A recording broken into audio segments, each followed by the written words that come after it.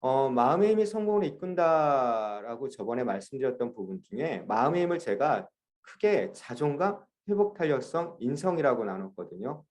이걸 이제 쭉 책에서도 이제 이렇게 진행을 했는데 특히 인성을 이제 마지막에 얘기하면서 인성이 좋으면 자존감하고 회복 탄력성이 높게 나오는 경우가 많아요, 연구들이. 그래서 인성 이야기를 제가 결국 풀어냈던 건데 한번 쭉 보실게요. 자존감 워낙 많이 들으시고 많이 아시잖아요. 그리고 뭐 많이들 이제 자존감 높아야 자존감이 낮은 것 같아 이렇게도 표현하시기도 하고 실제로는 자존감은 자기 자신을 얼마나 긍정적이고 가치 있게 생각하느냐에 따라 달라지거든요. 자기 평가이기 때문에 이걸 좀 설명을 드리면 아이들 자존감은 음, 어떻게 형성되겠어요? 이건 타고난 건 아니에요. 심리적인 영역이기 때문에. 관계 안에서 자기가 얼마나 가치 있느냐고 느껴지는 거기 때문에 결국 자존감은 부모님하고 관계에서 형성된다라고 봐요. 그래서 상당히 이 부분들이 이제 상담이나 이런 거 오시면은 부모님들이 많이 마음 아파하세요. 아이들의 자존감이 물론 이제 학교 다니면서 또래 관계나 학교에서 어떤 적응적인 것들, 환경에 따라서 자존감에 영향을 미치긴 해요.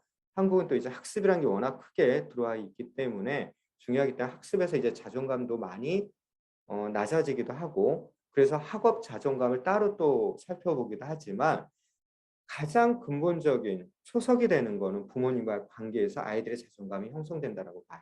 심리적인 자존감들은. 그렇기 때문에 늦었 늦은 때는 없는 것 같아요.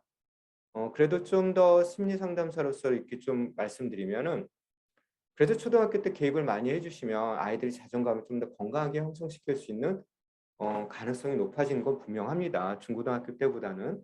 그리고 성인 상담 같은 경우는 성인의 이제 자기 선택과 이제 성인한테 맞춰서 이제 자존감을 좀 이제 회복시키거나 향상시키는 어떤 상담이 진행이 되지만 초등학교 같은 경우 부모님들의 역할에 따라서 아이들의 자존감은 상당히 높아지기도 하고 낮아지기도 한다는 거 분명히 인식하시고요. 자존감은 학습하고 영향이 많이 미쳐요. 자존감이 높은 아이들이 학업 성취나 목표나 도전이나 더 많이 생길 겁니다. 그래서 자기주도 학습도 자존감하고 연관된 연구 논문들이 꽤 많아요. 비교 논문이에요. 거의 이제 자존감이 높은 아이들 보니까 학업 성취 높고 하다라는 게 많이 있으니까 자존감은 꼭 살펴보시면 좋을 것 같아요. 이 자존감에서 용기도 나오는 거고요. 아이들이 도전하는 것도 나오고 회복 탄력성도 연관되는 것들이 많습니다. 이제 회복 탄력성은 이제 학습에서 상당히 중요하게 이제 보는 키워드인데 왜냐하면 아이들이 실제 이제 학습 성적이 이제 시험을 많이 보잖아요. 이제 학년이 올라갈수록 중학교, 고등학교 실패 경험은 당연해요. 어찌 보면 시험 보고 전교 1등 아니면 나머지는 다 실패한 거 아니라고 느낄 거예요.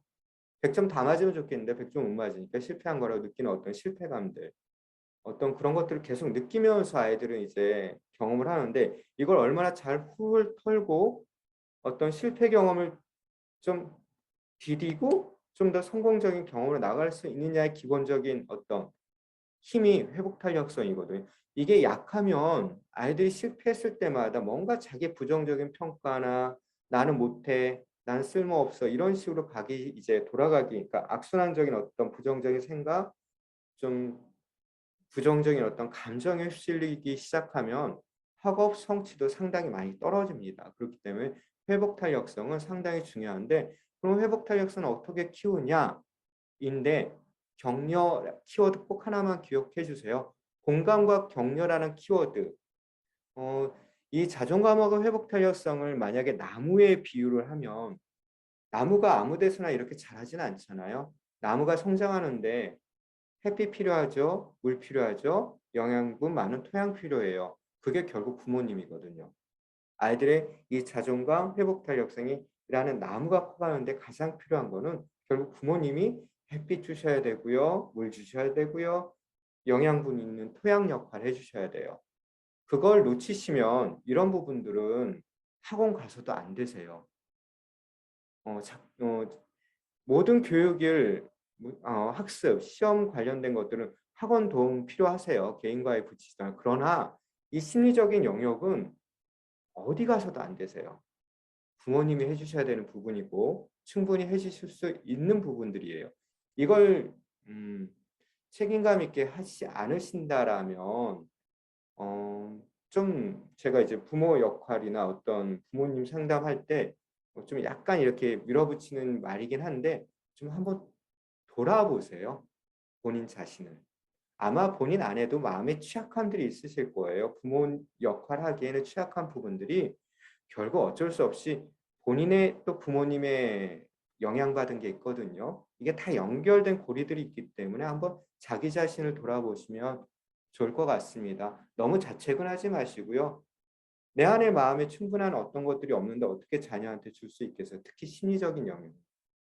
지식은 주실 수 있으실 것 같아요. 부모님들이 애쓰시면 뭐 다른 도움 받으시고 그러나 이 심리적인 거는 결국 부모님이 주실 수 있어야지 주는 것 같아요. 그렇기 때문에 어, 진짜 자녀를 사랑하신다라면 좀 이 부분들 특히 초등학교 저학년 시기에는 이 부분들을 좀 신경 쓰시고 좀 부모님들이 힘드시겠지만 좀 돌이켜 보시고요. 힘내시고 이런 것들을 좀 아이들한테 줄 수 있는 것들을 좀 한번 생각해 보세요. 적극적인 부모 역할에서 그게 부모의 적극적인 태도, 그러니까 대화를 통해서 충분히 가능하다고 봅니다. 그 대화법만 충분히 잘 익히시고 아이들하고 충분한 대화를 통해서 풀어내시더라도 이런 것들을 충분히 발달하니까 충분히 가능성이 있습니다. 충분히 어떤 것들을 해나갈 수 있는 것들이 있으시니까 그런 도움들 받으시면 좋을 것 같아요. 마음의 힘의 이제 인성이란 걸 풀어냈고요. 인성은 좋으면 자존감과 회복 탄력성 높다라는 연구 결과들이 있고요. 긍정 심리학에서 말하는 성격 강점하고 연관성도 있어요. 그러니까 인성이라는 거는 인성을 쓰는 사람들이 개념을 어떻게 쓰냐에 따라 다 다른 것 같아요. 근데 이제 좀 좋은 성격이죠. 어찌 보면 건강한 성격 뭐 이런 것들을 인성이라는 것들을 이야기하고 제가 말한 인성은 적극적인 부모 역할이라는 거기서 말하는 인성을 가지고 이야기할 거고요. 긍정 심리학에서 말하는 성격 강점도 인성이라고 많이 이야기해요. 그리고 이런 성격 강점들이 학습하고 연관된 논문들도 꽤 많고요. 실제 인성들이 어떻게 이제 있는지 한번 볼게요. 부모 코칭 프로그램에 적극적인 부모 역할이라는 게 있는데 부모 교육할 때 활용하는 프로그램인데요. 거기에 인성을 5가지를 이야기를 해요. 용기, 자존감, 책임감, 협동심, 상호 존중감. 이 5가지 키워드가 잘 발달된 아이를 한번 상상해 보세요. 그리고 이게 잘 발달된 성인을 한번 상상해 보세요. 리더감이에요. 어머님들이 진짜 원하시는 여기 부모님들이 원하시는 자녀가 리더로서 성장하고 리더로서 역할을 할 수 있는 인성 어떤 자질들, 성격적인 특성들이에요. 이 5가지가. 그런데 이게 대화를 통해서 충분히 발달시킬 수 있다라고 합니다. 실제 그렇기도 하고 임상적인 경험들을 보면 부모님들의 대화라는 게 결국 태도잖아요. 그래서 적극적인 부모 역할에서 이 대화법 아니면 부모의 훈육법을 많이들 알려드려요. 아이가 이게 발달될 수 있다. 그래서 이 용기, 자존감, 책임감, 협동심, 상호 존중감인데요. 한 가지씩 보겠습니다. 용기는 아들러 심리학이 한참 유행했어요. 무슨 아들러 심리학이 뭐가 있었다. 하여튼 아들러 심리학이 이제 많이 들어와 있는데 아들러 심리학이 어디서 많이 활용을 하냐면요. 교육 쪽에서 많이 활용을 해요. 좀 격려 이야기 많이 하거든요. 실제 알프레드 아들러가요. 공부를 되게 못했대요. 초등학교 때. 그래서 선생님이 아들러 부모님을 불러서 아들러 아빠에게 그런 얘기를 했대요. 얘는 구두수 성공이나 하라고. 공부를 워낙 못해서.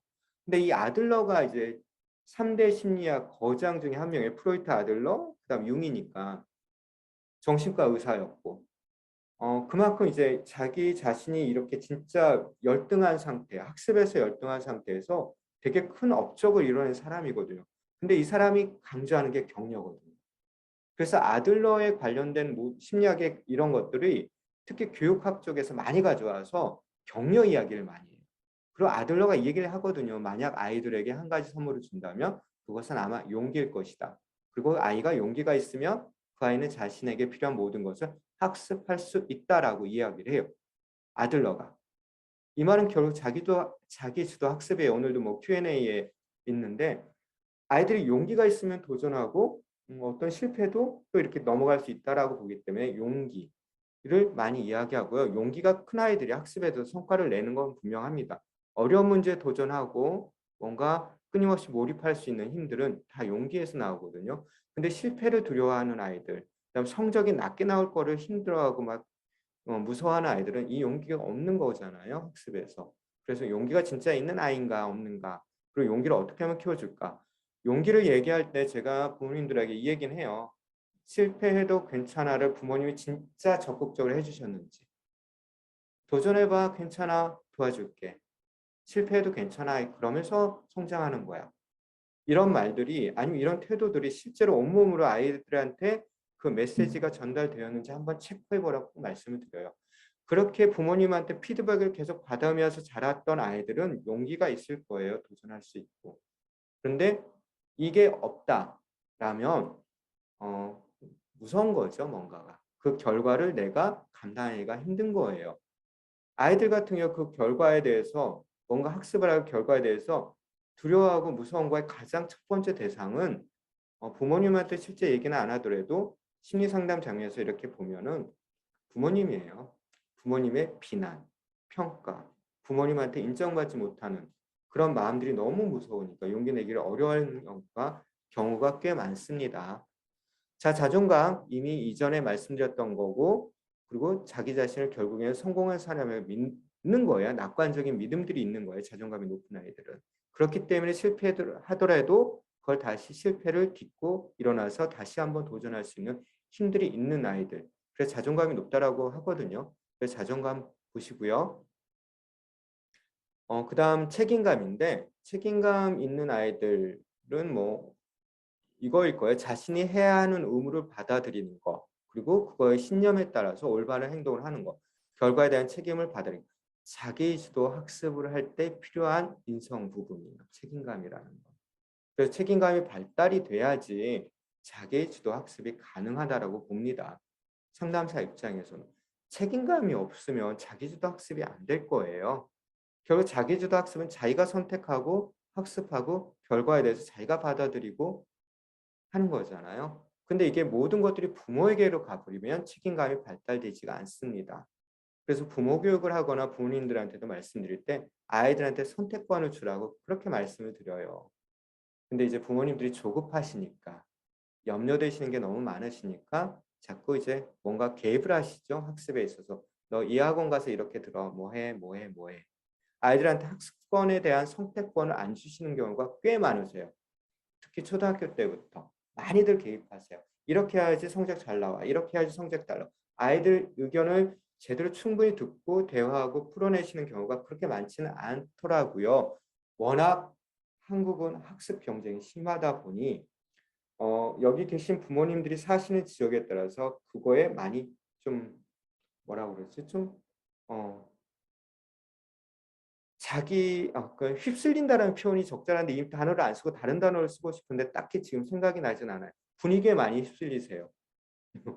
그러다 보니까 아이의 충분히 의견을 듣고 뭔가 하시는 게 아니라 분위기가 이러니까 이렇게 해야 돼, 이렇게 해야 돼, 이렇게 해야 돼. 특히 이제 영재중학교 준비하시는 분들, 그다음 이제 또 이제 특목고 같은 좀 이제 성적 좋아야지 가는 학교들을 준비하신 부모님이 준비하시는 거잖아요. 아이는 준비하지 않고 있는데.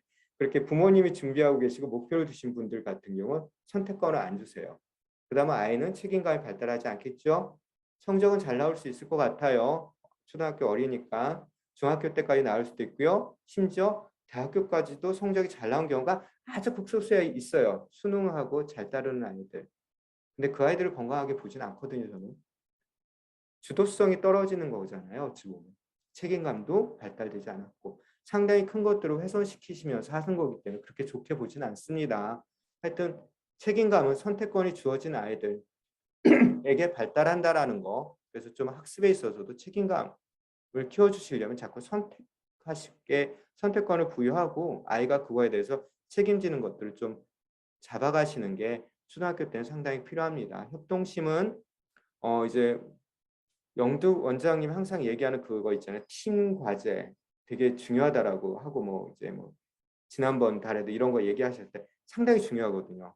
협동심 있는 아이들.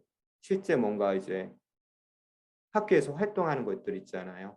고등학교나 대학교 가게 어떤 활동들을 다 같이 하는 활동들이거든요. 거기서 뭔가 이 협동심이 발휘되지 않고 그 협동심의 가장 중요한 효과적인 의사소통 기술이 없다라면 아이는 아마 고등학교 올라가서 도태될 수 있는 가능성이 상당히 높아요. 아무리 중학교 때까지 성적이 좋다고 하더라도. 그래서 이 부분도 챙겨주셔야 되는 부분이고요. 상호 존중감이라는 거는 결국 리더의 큰 자질로 보거든요. 상호 존중감이 있는 아이들은 어디 가나 아이들한테 인기가 많아요. 나만 존중하는 게 아니라 상대방까지 공감 능력이 발달하는 거고 상대방을 이해할 수 있는 힘이 크기 때문에 상당히 중요한 키워드입니다. 그래서 이 5가지를 인성으로 보고 저는 이 5가지만 이야기한 거고요. 인성은 쓰는 사람에 따라서 이거다라고 규정하는 거에 따라 다 다르고요. 보통 많이 쓰는 게 긍정심리학의 성격 강점이에요. 24가지가 있는데요. 그거는 이제 뭐 나중에 제가 또 기회 있을 때 말씀드릴게요. 자녀의 미래를 책임지는 학습 코칭 키워드는 이게 뭐냐면요. 제가 이제 주로 이제 대학생들 상담하다가 주제가 비슷한 거예요. 좀 카테고리가 좀 이렇게 비슷하게 나오는 것들이 있어요. 그러니까 상담 주제가 학습 심리 상담을 할 때 주제들이 몇 가지가 이렇게 좀 나뉘어지는 게 있어서 그걸 정리한 거거든요. 한번 보세요. 대학생이면 입시를 통과한 아이들이고 이미 끝난 아이들인데 이거 가지고 힘들어하는 거예요. 특히 자아정체감. 이거는 발달상으로 봤을 때 중학교 때 자아정체감이 형성돼야 된다라고 보거든요. 심리학에서는. 근데 그 시기에 못 하시잖아요. 입시가 너무 다가와 있기 때문에. 그래서 보통 대학생들을 만나면 자아정체감이 이렇게 형성된 아이들을 만나기가 많이 어려워요. 학생들을. 그래서 대학교 1학년을 상담사 입장에는 자아정체감을 이제서야 형성하는 시기라고 봐요. 이미 중학교 때 했어야 되는데 못해요. 깊이 생각하고 이것도 못하고 다 학습에 맞춰 있으니까. 이게 또 뭐하고 연결되냐면요. 자아정체감이 자기 자신이 내가 누구인지 모르니까 진로하고도 연관돼요. 영도 원장님이 그렇게 말씀하시는 진로하고 연관시키지를 못해요. 왜냐면 내가 누군지 모르고 뭘 잘하고 뭘 좋아하는지 모르다 보니까 그냥 성적에 따라서 대학을 입학하는 경우가 많고 전공 선택하는 경우가 많거든요. 그래서 이걸로 인한 고민들, 혼란스러움을 많이들 경험해요. 그다음 자기주도 학습 잘 안 되고 심지어 대학생인데도 입시를 통과하고 들어왔음에도 불구하고 공부를 어떻게 해야 될지 모른다라는 하소연을 되게 많이 해요.